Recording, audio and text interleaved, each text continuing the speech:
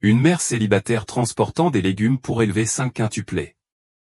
À leur retour, les 5 enfants avaient disparu dans une banlieue tranquille. Élise, mère célibataire de 28 ans, transporte des légumes pour élever 5 quintuplés de 3 ans. Sa vie misérable mais remplie d'amour a touché tout le monde. Jusqu'au jour où l'horrible secret a été révélé. Puis ce jour-là, alors qu'Élise revenait de la vente de légumes, les 5 enfants manquaient à l'appel. Écoutez cette histoire d'amour maternel éternel et de force pour surmonter l'adversité que nous racontons sur la chaîne. Chaque matin, lorsqu'Ambine Madame Claire apparaissait pour la première fois, Élise se levait tranquillement pour se préparer à porter les légumes. La petite maison est nichée au milieu d'un quartier pavillonnaire troué dans le mur élisègue, mais est toujours remplie des rires de 5 fillettes de 3 ans. Élise, 28 ans, est mince, son visage est austère, mais ses yeux s'illuminent à chaque fois qu'elle regarde ses enfants. Personne ne savait qui était leur père, ils entendaient seulement Élise raconter son année de naissance, une histoire qui les faisait aimer et respecter les voisins. Mademoiselle Sophia un jour, Élise portait des légumes au marché, le dos courbé sous le poids, les pieds marchant vite sur le chemin de terre rouge. Les 5 enfants restèrent à la maison, enroulés autour du gentil vieux voisin, attendant le retour de leur mère. Leur vie était simple, les repas se composaient uniquement de légumes bouillis et parfois d'un peu de poisson séché, mais Élise ne laissait jamais ses enfants manquer de sourire. Elle chantait des berceuses tous les soirs, racontait des contes de fées et les serrait fort dans ses bras, comme si elle avait peur que quelque chose ne les enlève. L'apparence résiliente d'Élise rend les gens autour d'elle émotifs. La vendeuse d'eau au marché la poussait souvent à ajouter du sucre, et le réparateur automobile aidait discrètement à réparer le vieux pneu de vélo. Il disait qu'Élise était malheureuse, qu'elle élevait seule 5 enfants et qu'ils étaient tous dodus et obéissants, mais peu de gens y prêtaient attention. Parfois Élise restait assise, essoufflée, sur le porche, les yeux perdus dans le vide, comme si elle fuyait un souvenir indélébile. Un après-midi, alors qu'Élise venait de vendre le dernier lot de légumes, elle entendit des gens chuchoter à son sujet. Mère célibataire de 5 enfants, quel miracle, dit une vieille femme, la voix remplie d'admiration. Élise sourit légèrement, baissa la tête et s'éloigna. Elle savait que son histoire s'étendait bien au-delà de ce petit marché, mais au fond d'Élise avait peur qu'un jour ses yeux sympathiques ne se changent en suspicion. Elle lui tenait fermement les mains, se disant que tant que ses enfants seraient en sécurité, elle supporterait tout. Cette nuit-là, le vent froid soufflait par la porte en bois, Élise était assise à côté de 5 petits berceaux, regardant le visage de chaque ange endormi. Elle toucha doucement leurs cheveux doux, le cœur serré. « Je te protégerai, quoi qu'il arrive, » murmura-t-elle. Dehors, le clair de lune argentée brille sur le panier de légumes prêts pour demain, preuve de la persévérance d'une maman. Mais dans l'obscurité, le secret qu'Élise a enfoui attend silencieusement d'émerger. L'histoire d'Élise et de ses 5 petites filles se répand dans toute la banlieue, des chuchotements des marchés aux conversations sur les porches. On parle avec admiration et curiosité de cette mère célibataire de 28 ans qui transporte des légumes pour élever ses 5 enfants potelés. Cette nouvelle est rapidement parvenue aux oreilles d'une organisation caritative nommée Angian, spécialisée dans l'aide aux situations difficiles. Un matin du début de l'automne, alors qu'Élise revenait tout juste d'un transport de légumes, elle fut surprise d'apercevoir une étrange voiture s'arrêter devant l'allée. 2 femmes sont descendues, habillées simplement mais respirant le professionnalisme. Ils se sont présentés comme des représentants d'ANDA, venus se renseigner sur sa situation. Élise restait immobile, les mains serrées sur la sangle de son fardeau. Elle les fit entrer dans la maison, sa voix tremblant légèrement. « Ma maison est simple, j'espère que vous comprenez. » La petite maison apparaissait sous leurs yeux, le mur de chaux d'Élisée était troué, le toit de tuiles craquait à chaque fois que le vent soufflait. Dans un coin de la maison, 5 petites filles jouaient, des rires clairs retentissaient dans l'espace calme. La femme plus âgée, nommée Madame Claire, sourit. « J'ai entendu dire que tu avais élevé seul 5 enfants, tu as vraiment une force extraordinaire. » Élise baissa la tête et répondit doucement, « Oui, je ne fais que remplir le devoir de ma mère. » Mais dans son cœur, une vague souterraine montait. Elle avait peur de leurs regards inquisiteurs, peur des questions qui pourraient plonger profondément dans le passé. Madame Claire et sa collègue, une jeune fille nommée Mademoiselle Sophie, se sont assises pour discuter. Ils ont posé des questions sur la vie d'Élise, sur la façon dont elle faisait pour élever les enfants.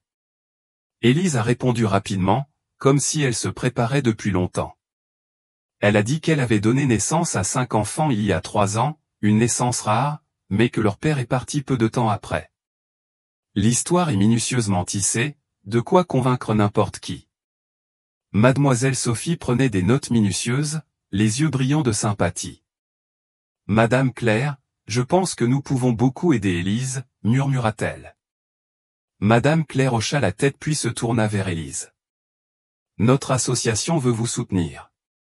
Dans l'immédiat, c'est le loyer, les examens de santé réguliers pour les enfants, et plus tard, les frais de scolarité. Comment vous sentez-vous? Élise était abasourdie, son cœur était rempli de gratitude, mais mêlé d'une anxiété sans nom. Elle voulait refuser, mais en regardant les 5 enfants jouer, elle ne pouvait pas le supporter. Merci beaucoup, dit-elle d'une voix étranglée. Madame Claire sourit gentiment, ne vous inquiétez pas, nous nous arrangerons. La semaine prochaine, nous emmènerons d'abord les enfants faire un bilan général pour nous assurer de leur état de santé. Élise hocha la tête, mais son cœur se serra. Elle savait qu'une fois entrée dans ce processus, le secret qu'elle avait caché pendant les 3 dernières années pourrait être révélé. La semaine suivante, une voiture de l'organisme est venue chercher Élise et les 5 enfants. Les enfants montaient dans une voiture pour la première fois, riant et jouant innocemment, ne sachant pas à quel point leur mère était stressée. À l'hôpital, les médecins ont soigneusement examiné chaque bébé, depuis la mesure de la taille et du poids jusqu'au prélèvement de sang. Élise était assise dans le couloir, les mains jointes, ses yeux ne quittant jamais ses enfants. Mademoiselle Sophie remarqua son inquiétude et posa doucement sa main sur son épaule. Ne vous inquiétez pas, c'est juste un contrôle normal. Élise sourit ironiquement, mais dans son esprit, des souvenirs d'il y a 3 ans commençaient à revenir. Quelques jours plus tard, Madame Claire appelle Élise, sa voix est plus grave que d'habitude. Élise, peux-tu venir dans mon bureau? Il y a quelque chose dont je dois parler. Élise sentait quelque chose de mauvais. Elle a confié la garde des enfants à un voisin, puis s'est précipitée vers le bureau d'Anda. Dans la petite pièce, Madame Claire et Mademoiselle Sophie attendaient, un dossier devant elle. Madame Claire regardait Élise, les yeux sérieux mais incapable de cacher son trouble. Élise, les résultats des tests des bébés sont revenus. Tant que je dis la vérité, ce ne sont pas des quintuplés, n'est-ce pas? Élise sentit son sang se glacer. Elle voulait le nier, voulait raconter la vieille histoire, mais les yeux de Madame Claire semblaient en pénétrer toutes les couches. Mademoiselle Sophie distribua le test d'une voix tremblante, les 5 bébés viennent de 5 provinces différentes, sans lien de sang. Élise, qu'est-ce que c'est? L'air de la pièce était aussi lourd que du plomb. Élise baissa la tête, les mains tremblantes. Elle savait que le moment qu'elle craignait le plus était arrivé. Je ne leur ai pas donné naissance, murmura-t-elle d'une voix brisée, mais je suis leur mère. S'il te plaît, ne me les enlève pas. Madame Claire soupira, pas prompte à juger. Élise, je comprends que tu as tes raisons, mais tu dois dire la vérité. Sinon, nous ne pouvons pas t'aider et les autorités vont aussi s'en mêler. Élise leva les yeux, ses yeux étaient rouges, elle inspira profondément comme pour rassembler tout son courage. L'histoire d'Élise se déroule petit à petit comme un vieux livre qu'on retourne. Elle a parlé de la nuit de forte pluie, où elle a accidentellement découvert un groupe de personnes échangeant des nouveau-nés dans une maison abandonnée. Élise, alors simple travailleuse, ne pouvait pas rester là à regarder. Elle a risqué sa vie pour les affronter, profitant de leur faille pour arracher les 5 enfants. Elle s'est enfuie la nuit, les a ramenés dans sa ville natale pour vivre cachée et a prétendu être leur mère pour les protéger. Je sais que j'ai eu tort de mentir, a poursuivi Élise, les larmes aux yeux, mais je veux juste que les enfants soient en sécurité. Je les aime comme mes propres enfants. Madame Claire et Mademoiselle Sophie étaient assises tranquillement, absorbées par l'histoire d'Élise.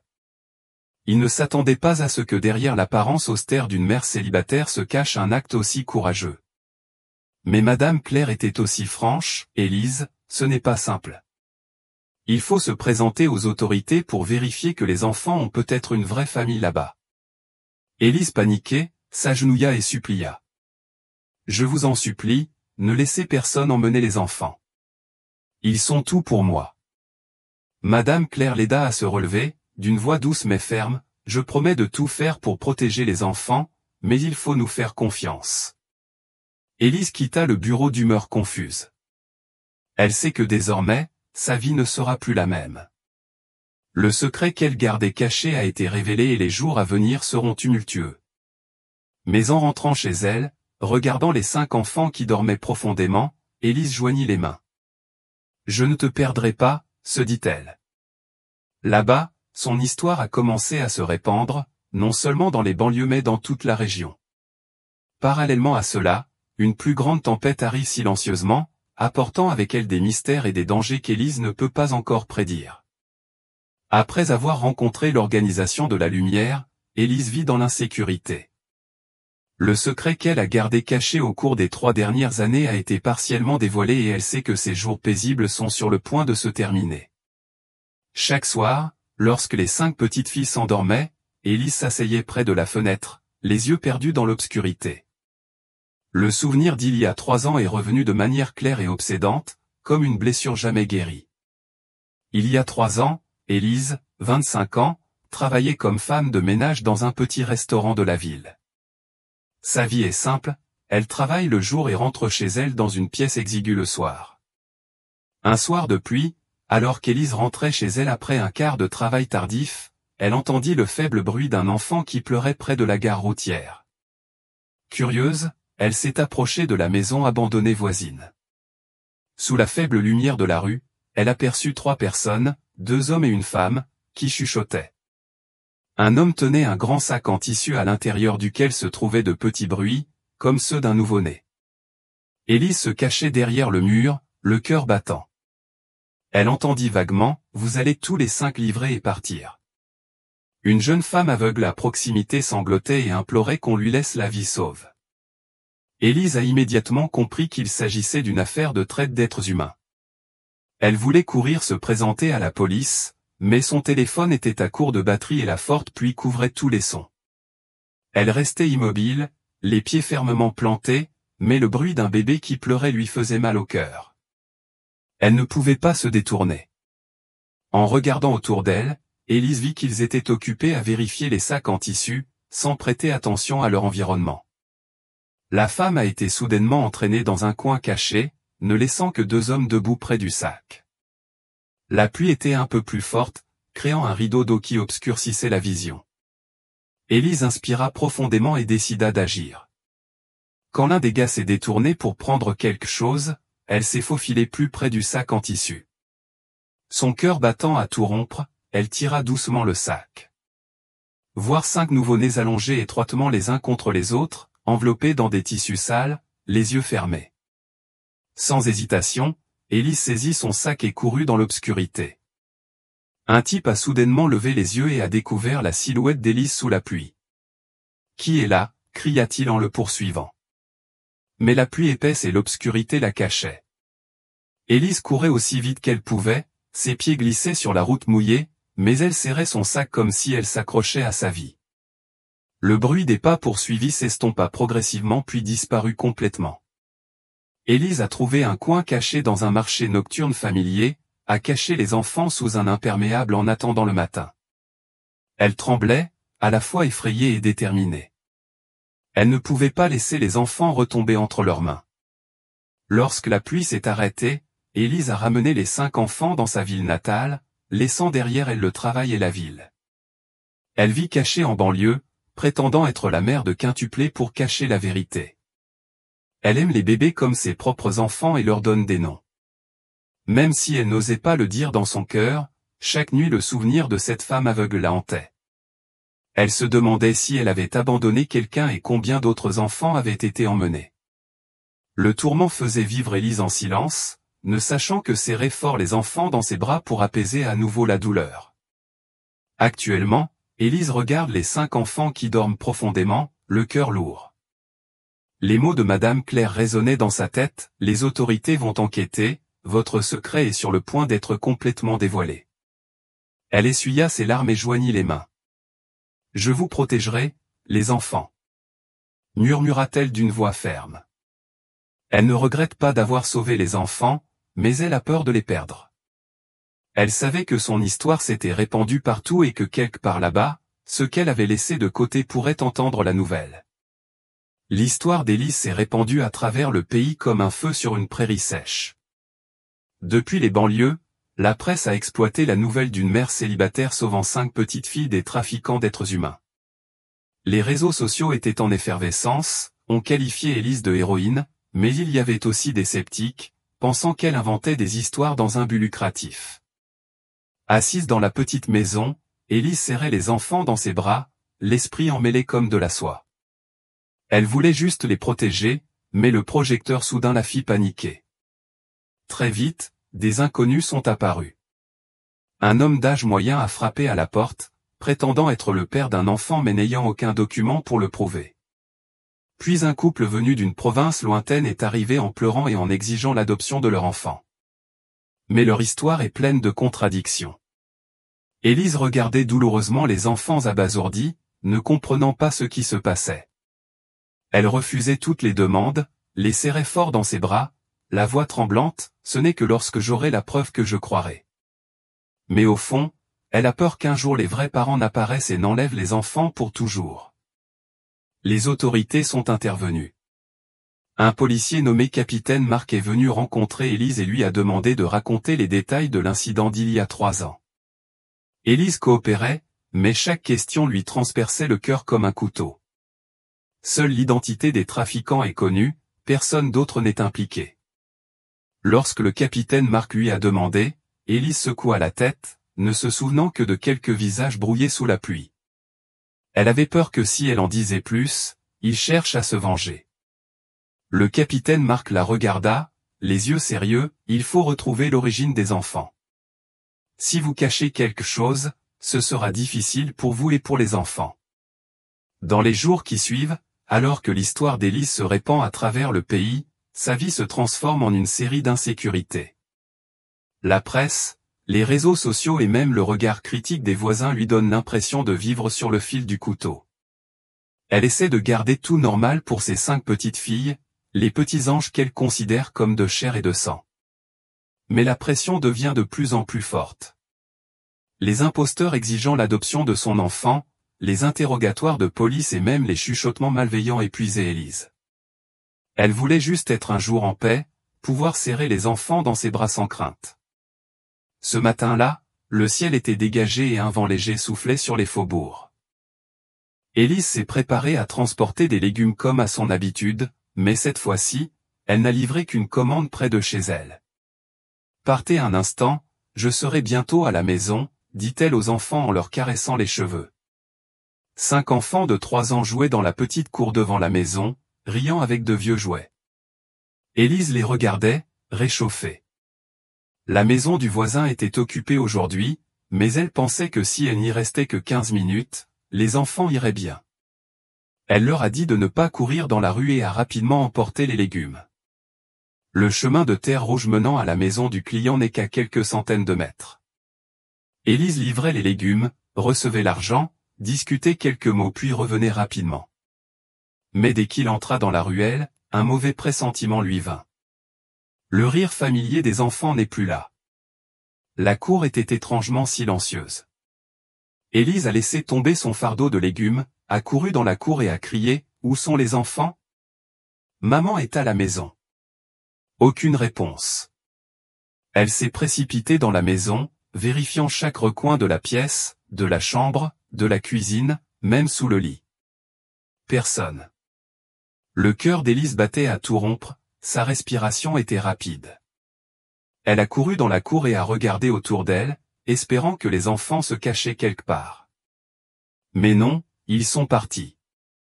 Élise a couru dans la rue en panique, appelant le nom de chaque enfant, la voix cassante. Mademoiselle Sophia entendit le bruit et sortit pour voir. La vieille dame près de la maison, qui s'occupe habituellement des enfants, accourut, le visage pâle. J'étais juste dans le jardin à l'arrière, je n'ai rien entendu. Élise s'est agenouillée dans la cour, ses mains fouillant la terre comme pour chercher des traces. Puis elle remarqua un petit morceau de papier posé sous l'arbre, où les enfants jouaient souvent. Tremblante, elle le ramassa en lui montrant quelques mots griffonnés, « Ne regarde pas, tu vas payer ». Aucune signature, aucun indice, mais suffisamment pour qu'Élise comprenne que ce n'était pas un hasard. Les enfants ont été kidnappés. Élise a crié, les larmes lui montant aux yeux. L'image de 5 visages angéliques est apparue, déchirant apparemment son cœur. Elle s'en voulait, pourquoi les ai-je laissés tranquilles? Pourquoi suis-je si subjective? Mais la douleur ne peut pas ramener les enfants à la vie.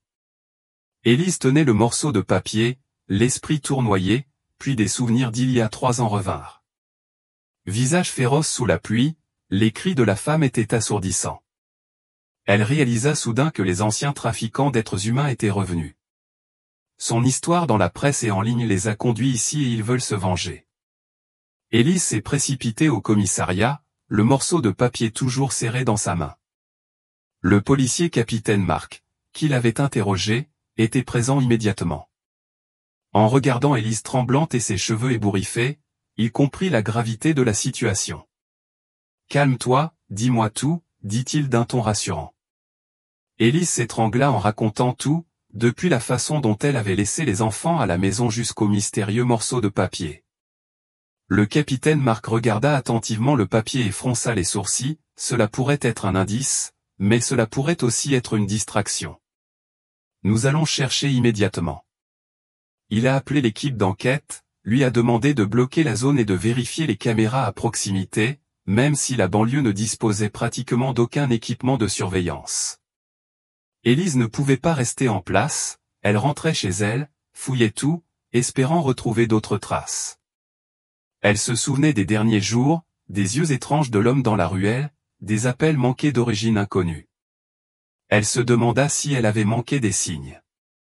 Le voisin est maintenant revenu, serrant Élise dans ses bras et criant « Je suis désolé, je ne savais pas qu'ils avaient disparu ». Élise secoua la tête, sans lui en vouloir. Elle s'en voulait seulement à elle-même, blâmant le destin de l'avoir poussée dans ce cauchemar. Cette nuit-là, Élise ne dormit pas. Elle était assise devant la porte, regardant la rue sombre, comme si elle attendait un miracle pour ramener les enfants à la maison. Le capitaine Marc a appelé pour informer que l'équipe de police avait fouillé les lieux mais n'avait rien trouvé. Nous élargissons notre portée. Essayez de rester en bonne santé, a-t-il déclaré. Mais comment Élise peut-elle rester calme? Elle pensait aux enfants, avaient-ils froid, avaient-ils peur? Léa les imaginait en train de pleurer, appelant leur mère, et chaque pensée lui faisait l'effet d'un couteau. Le lendemain matin, la nouvelle de la disparition se répandit dans la presse. Déjà à la recherche de l'histoire d'Élise, le titre dit désormais « 5 petites filles d'une mère courageuse kidnappée ». L'opinion publique est à nouveau en ébullition. Certaines personnes exprimaient de la sympathie et appelaient à l'aide, mais il y avait aussi des personnes malveillantes qui disaient qu'Élise le méritait parce qu'elle gardait un enfant qui ne lui appartenait pas. Élise ne lit pas les journaux et ne va pas en ligne. Elle veut juste que les enfants reviennent. Un indice inattendu est apparu à midi. Un habitant d'un village voisin a déclaré à la police avoir vu passer hier soir un camion suspect se dirigeant vers l'ancien parc industriel. Le capitaine Marc a immédiatement partagé l'information avec Élise, on vérifie, mais ne faites rien tout seul, c'est très dangereux. Élise hocha la tête, mais au fond, elle avait pris sa décision. Elle ne pouvait plus attendre. Elle se souvient de la maison abandonnée il y a 3 ans, où elle avait sauvé les enfants. Vont-ils emmener les enfants dans un endroit similaire? Élise a pris un vieux vélo et s'est rendue au parc industriel à quelques kilomètres de chez elle. C'était un terrain abandonné, avec des usines rouillées et des mauvaises herbes. Elle ne savait pas ce qu'elle cherchait, mais elle devait faire quelque chose. Sous la lumière du soleil, elle passait tranquillement devant chaque bâtiment, ses oreilles tendues pour écouter. Il n'y avait pas de voix d'enfant, seulement le bruit du vent déchirant le cadre de la fenêtre brisée. Mais lorsqu'elle atteignit un coin caché, elle aperçut de nouvelles traces de pneus sur le sol. Son cœur battait fort. Elle n'a pas osé appeler la police tout de suite, de peur de l'alarmer. Au lieu de cela, elle a mémorisé l'emplacement et est rentrée chez elle à vélo. L'espoir est ravivé. Sur le chemin du retour, Élise rencontre le capitaine Marc et l'équipe de police. Ils patrouillent dans le camion comme indice. Elle a immédiatement raconté ce qu'elle avait vu, d'une voix urgente, « Je ne suis pas sûre, mais s'il te plaît, vérifie là-bas. » Le capitaine Marc la regardait, les yeux mêlés d'inquiétude et d'admiration. « Rentrez chez vous et laissez-nous nous en occuper, » dit-il, mais Élise secoua la tête. « Je dois y aller avec les enfants, ce sont mes enfants. » Le capitaine Marc soupira, sachant qu'il ne pourrait pas l'arrêter. Lorsqu'ils arrivèrent au parc industriel, il faisait déjà nuit, des traces de pneus menaient encore à un ancien entrepôt. Le capitaine Marc fait signe à l'équipe de police de l'encercler, tandis qu'Élise se tient derrière, le cœur battant. Elle a prié pour que les enfants soient en sécurité, mais quand ils ont enfoncé la porte, l'entrepôt était vide, à l'exception de quelques draps sales et d'une lampe de poche cassée. Élise s'effondre, les larmes lui montent aux yeux. Le capitaine Marc lui posa la main sur l'épaule. « Nous n'avons pas encore abandonné, je promets de les retrouver. » Élise rentre chez elle, le cœur brisé. Le morceau de papier repose toujours sur la table pour rappeler l'ennemi invisible. Elle a réalisé que les trafiquants ne voulaient pas seulement se venger, ils voulaient qu'elle vive dans la misère, comme elle leur avait autrefois volé leurs biens. Mais Élise n'est pas tombée. Elle essuya ses larmes et joignit les mains. « Je vais vous trouver les gars, » murmura-t-elle. Dehors, l'obscurité était épaisse, mais un feu résistant brûlait toujours dans le cœur de cette mère. Élise était assise dans une petite maison couleur papier avec un texte griffonné devant elle en guise de défi. Il était tard dans la nuit, mais elle ne parvenait pas à dormir. L'image de 5 petites filles, leurs visages innocents et leur rire clair la hantaient à chaque seconde. Malgré leurs efforts, la police ne dispose toujours pas d'indices clairs. Les paroles du capitaine Marc résonnaient dans sa tête, « Ne faites rien tout seul, c'est très dangereux. » Mais Élise ne pouvait plus attendre. Les bébés étaient tout pour elle, et à chaque minute qui passait, ils pouvaient être emmenés plus loin, voire pour toujours. Elle serra les poings, décidant de les retrouver elle-même. Élise a fouillé ses souvenirs d'il y a 3 ans, essayant de se souvenir des moindres détails sur les trafiquants. Le bon voisinage, les voix froides et le vieux camion qu'ils utilisaient lui manquaient. Puis elle repensa aux traces de pneus dans le parc industriel la veille. Même si l'entrepôt était vide, elle avait le pressentiment qu'il se cachait toujours quelque part à proximité. Sans hésitation, Élise a pris une lampe de poche, a enfilé un manteau et a quitté tranquillement la maison alors qu'il faisait encore noir. Elle a pédalé sur un vieux vélo en direction du parc industriel, le cœur brûlant comme un feu. La nuit, la route était calme, seul le bruit du vent déchirait les herbes. Élise s'est arrêtée à la lisière du parc industriel, cachant la voiture derrière un bosquet d'arbres. Elle éteignit la lampe de poche, laissant ses yeux s'habituer à l'obscurité. La zone était vaste, pleine d'usines abandonnées, mais elle ne se découragea pas. Elle marchait pas à pas, les oreilles tendues pour écouter. Après plus d'1 heure de recherche, elle découvre une faible lumière provenant d'un entrepôt éloigné, proche de la lisière de la forêt. Son cœur battait fort. Elle se rapprocha, se cachant derrière un mur en ruine. À travers la vitre brisée, Élise voit une scène qui la coupe le souffle, 5 petites filles assises blotties par terre, les yeux rouges, s'enlaçant et tremblantes. Une femme étrange leur donnait du pain, sa voix menaçante, « Mange, arrête de pleurer. » Entourée de 3 hommes. Un gars vérifiait les documents, tandis que 2 autres montaient la garde. Élise a immédiatement reconnu qu'il s'agissait de trafiquants d'êtres humains. Ils se préparent à emporter les bébés, peut-être pour les vendre comme il y a 3 ans. Elle voulait se précipiter tout de suite, mais savait qu'elle n'avait pas la force d'affronter tout le groupe. Elle doit attendre sa chance. Observa Élise, se rendant compte qu'il semblait pressé. Un gars a crié, « La voiture est déjà arrivée ? Il faut partir avant l'aube. » La femme a répondu, « En route, 10 minutes. » Élise comprend, le temps presse. Elle regarda autour d'elle et vit un tas de vieilles caisses en bois près de la porte arrière de l'entrepôt. Une idée lui vint, elle s'y faufila, tira doucement quelques cartons pour créer un petit obstacle. Puis elle a trouvé une pierre et l'a lancée violemment sur une plaque métallique située à quelques mètres. Le son retentit, surprenant tout le monde. 2 gars sont allés vérifier, un gars a donné des ordres. Le portier est sorti en courant, laissant la porte arrière ouverte. Élise n'a pas hésité, elle s'est faufilée à l'intérieur, le cœur battant à lui éclater la poitrine. Les enfants la virent, leurs visages s'éclairèrent, mais elle leur fit signe de se taire. Elle serra chaque enfant dans ses bras et les conduisit vers la porte arrière, ses pas aussi légers que ceux d'un chat. La femme dans l'entrepôt était occupée à parler à l'autre type et n'y prêta pas attention. Élise a sorti les enfants, les a cachés derrière un tas de caisses en bois et leur a murmuré « N'aie pas peur, c'est maman, reste tranquille ». À ce moment-là, elle entendit des pas et le portier était revenu. Élise a poussé les enfants près du sol, tandis qu'elle se cachait derrière une caisse en bois. Mais juste au moment où elle était sur le point de les guider, une lampe de poche se dirigea vers elle. Cria quelqu'un du garde. Élise n'a pas eu le choix, elle s'est levée et a crié « Courez !» Les enfants, bien qu'effrayés, se tenaient toujours la main et couraient vers la forêt. Instinctivement, Élise se précipite à sa poursuite, mais il la découvre. Des cris retentirent et tout le groupe éclata. Élise attrapa les enfants dans un bosquet épais, les tira vers le bas, la serra fort dans ses bras, en sanglotant, embrassant les cheveux de chaque enfant, « Je suis désolé, je t'ai trouvé ». Les enfants aussi pleuraient et la serraient dans leurs bras sans la lâcher. Mais la joie de courte durée a été interrompue. La lampe de poche brillait et 4 personnages les entouraient. Un homme grand et balafré s'avança, les yeux mêlés de colère et de jubilation, « Alors c'est toi ». Il grogna, « Votre fille a volé ma livraison il y a 3 ans.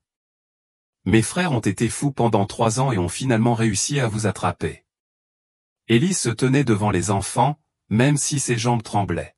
« Lâchez-les, visez-moi ce que vous voulez, » dit-elle d'une voix ferme. Bruno sourit. « Pour qui pensez-vous que vous êtes ? Non seulement ces 5-là seront vendus aujourd'hui, mais vous serez aussi la prochaine victime. C'est le prix de votre générosité. » Il donne le signal et les autres saisissent Élise avec des cordes. Elle se débattit mais en vain. Les enfants criaient « Maman !» Lui fit éclater le cœur. Ils ont traîné Élise et les enfants jusqu'à un camion garé à proximité. Bruno a donné un coup de pied à la jambe d'Élise, la faisant tomber au sol. Montez dans la voiture, vite, il a crié. Élise a été poussée à l'arrière de la voiture, les enfants étaient enfermés dans un coin, les yeux remplis de peur. Elle essaya de les regarder en murmurant « Je suis désolée, je vais te sauver. » Mais l'homme au visage balafré l'a giflé et a hurlé « Tais-toi, tu n'as aucune chance. » La portière de la voiture s'est refermée, l'obscurité enveloppée. Élise entendit le bruit du moteur démarrer, désespérée. Elle se demandait si c'était la fin, si elle avait encore échoué. Mais à ce moment-là, un bruit traversa la nuit. Les sirènes des voitures de police retentissaient de manière aiguë et urgente. Des lumières rouges et bleues clignotaient de loin, approchant à une vitesse vertigineuse. Bruno a paniqué et a crié à la radio, « Sortez maintenant », mais il était tard. Des voitures de police ont encerclé le camion, la lumière brillait directement dans le camion. Le haut-parleur retentit, « Lâchez vos armes, rendez-vous immédiatement. » Élise, malgré le regard noir, éprouvait une lueur d'espoir. Elle regarda les enfants et vit leurs yeux briller à travers les larmes. Les trafiquants ont tenté de s'enfuir, mais la police a bloqué tous les chemins. Une série de coups de semonce retentit, les obligeant à s'arrêter. Le capitaine Marc, un policier familier, a conduit l'équipe à l'intérieur. Il a ouvert la porte du camion et a vu Élise et les enfants. « Êtes-vous d'accord ?» demanda-t-il en coupant le fil entier éblouissant pour elle. Élise hocha la tête, les larmes aux yeux, serrant les enfants dans ses bras. « Merci » s'étrangla-t-elle. Le capitaine Marc l'a aidé à se relever. Nous avons reçu un rapport d'un citoyen qui a vu un camion suspect. Heureusement, nous sommes arrivés à temps. Bruno et ses complices étaient menottés, les yeux pleins de haine regardant Élise, mais elle s'en fichait. Elle serra les 5 enfants dans ses bras, les embrassa chacun sur le front et murmura « Je ne te laisserai aller nulle part ailleurs ». Les enfants la serraient fort dans leurs bras comme s'ils ne voulaient pas la lâcher. Le capitaine Marc se tenait là, les yeux admiratifs.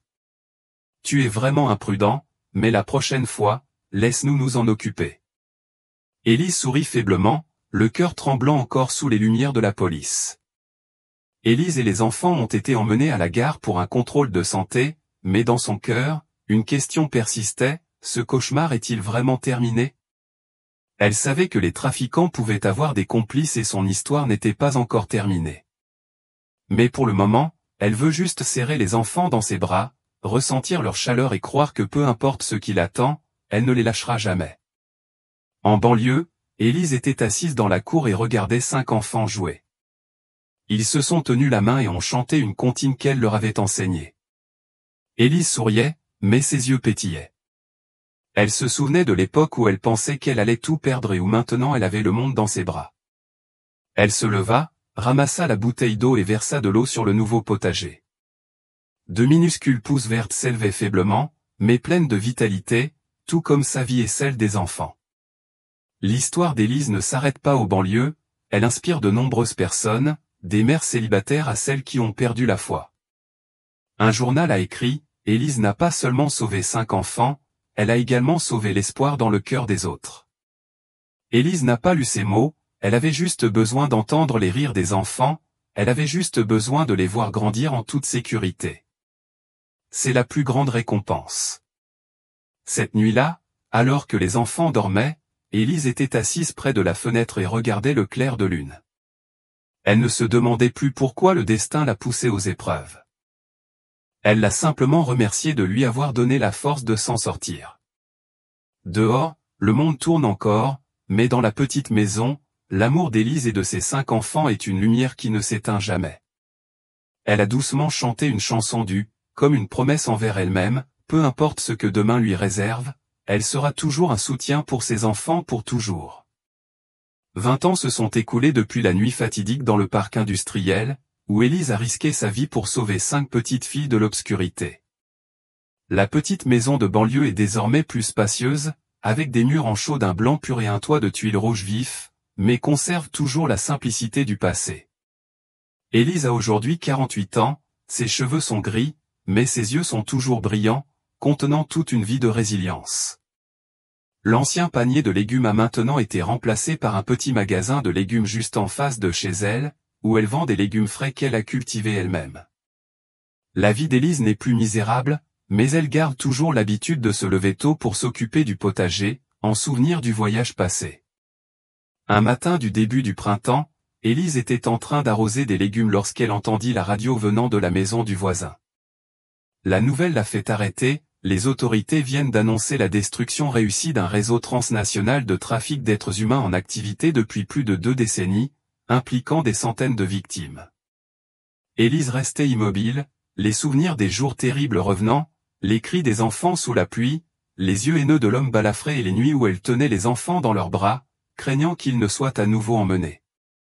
La nouvelle continue, l'affaire est née d'un indice il y a 20 ans, lorsqu'une femme courageuse a affronté des criminels et a sauvé la vie de 5 enfants. Élise sourit, les larmes coulant silencieusement. Elle ne s'attendait pas à ce que ses actions cette année-là contribuent à détruire un réseau criminel. Le même jour, une voiture s'est arrêtée devant le magasin.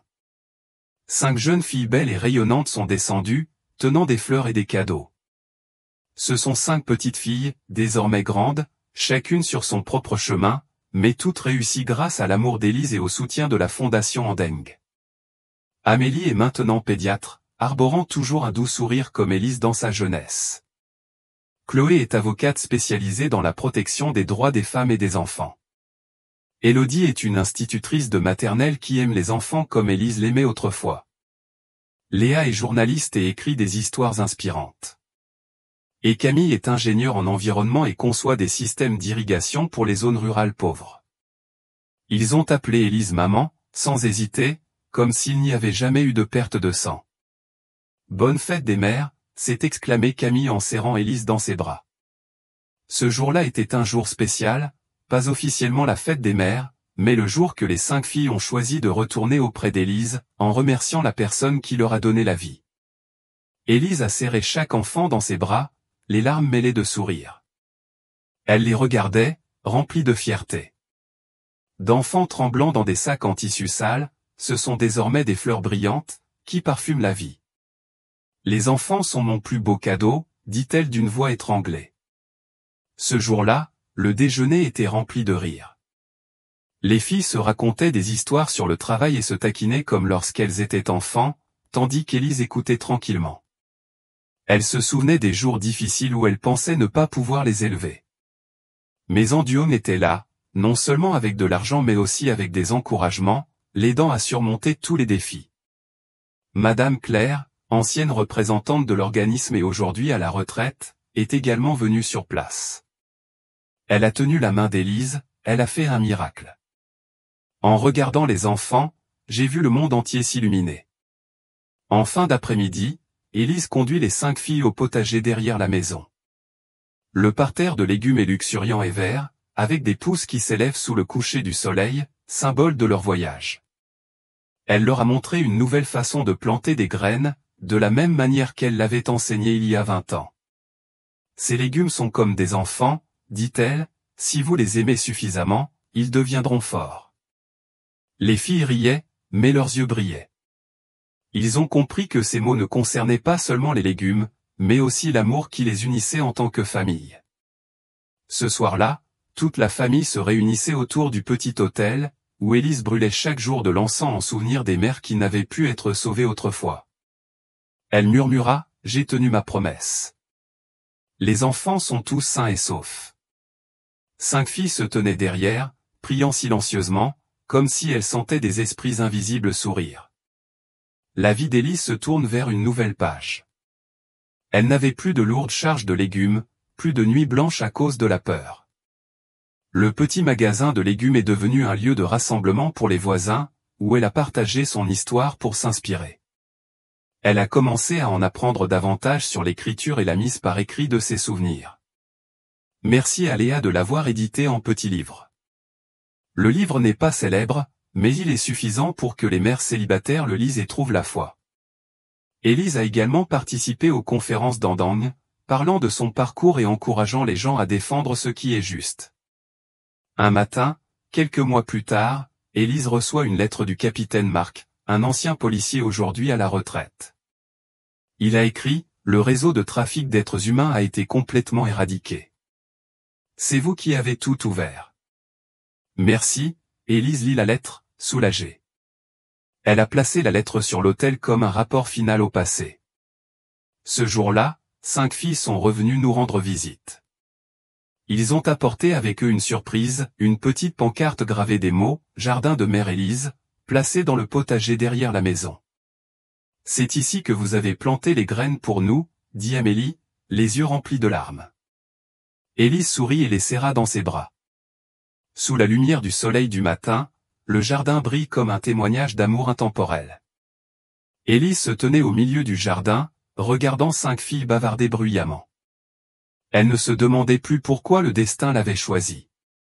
Elle est simplement reconnaissante d'être mère, de voir ses enfants briller. Sa vie, autrefois pleine de bouleversements, est désormais une chanson d'espoir. Ce jardin, avec ses pousses vertes infinies, sera à jamais le lieu où sera gardée l'histoire d'une mère et de ses 5 enfants, une famille qui n'a pas besoin de sang mais qui est plus forte que tout au monde.